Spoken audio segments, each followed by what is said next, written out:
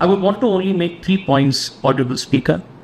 One, India has been a victim of Pakistani terrorism from 7 decades. Like you are aware, since the inception, the birth of Pakistan, Pakistan's proxy war against India began. And this has gone on unabated.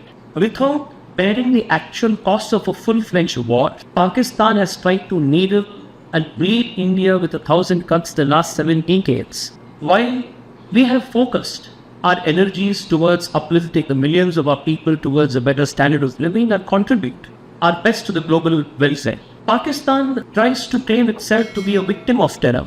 But in reality, to borrow the words of a leader of the delegation, it is an architect, sponsor and benefactor of terrorism. And perhaps the only nation in the world, Speaker Sir, who has weaponized terrorism as statecraft. I want you and through you, the people of Guyana and the Parliament of Guyana to take cognizance of this very unfortunate fact.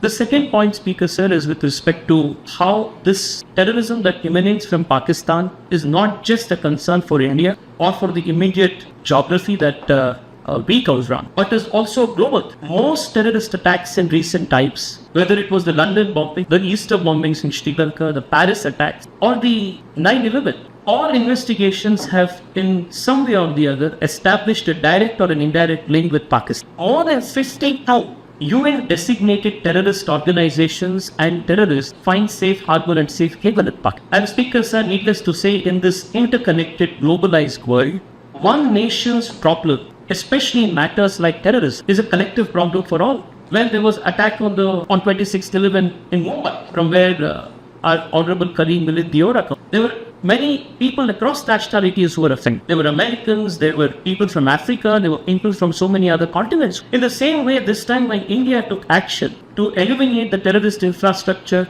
in Pakistan, we also achieved the important task of neutralizing the attackers who killed Daniel Pearl. So one nation's inaction towards terrorism is a profound threat to all nations interconnected. Therefore, Speaker Sir, this is a very serious issue, not just for us, but for all of us. The final point I want to make before you is that India is a nation of 1.4 billion aspirations. We are the world's 4th largest economy, and very soon we will be the 3rd largest economy. Our priorities are very different. We are in no mood for a war with Pakistan or with anybody else. And like our Prime Minister has multiple times mentioned, this is not an era of war. This is an era for growth, development and prosperity. Therefore, Speaker Sir, we need your support as a very important voice in the UN Security Council, and also as a country that has long-standing a deep relationship and history with India, to not just sympathize with us, but also provide support and also be a partner in our collective action to make this world more prosperous, peaceful, where in no way there will be space for merciless, brutal civilian killing in the name of terrorism.